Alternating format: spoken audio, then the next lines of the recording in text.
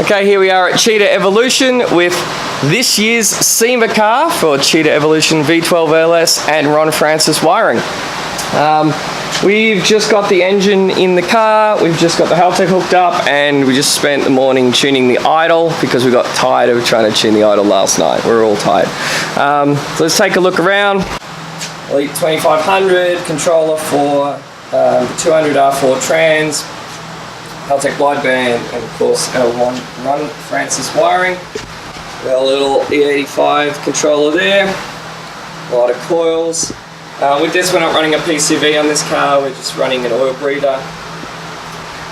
V12 LS, this is one of our early iron blocks. This is iron block number 2. Haltech have iron block number 1 on their run stand, which you can see here is been through the country. XSPower battery there, which you can see it's pretty tight fit. Restomod Air front drive accessories. People have Restomod Air. Cut out. And our Fuelab fuel pressure regulator down there. And the Fuelab fuel pump at the back. As you can see, we've got a lot of interior to do. But so far, so good. Let's start her up. You want to start her up, Joe?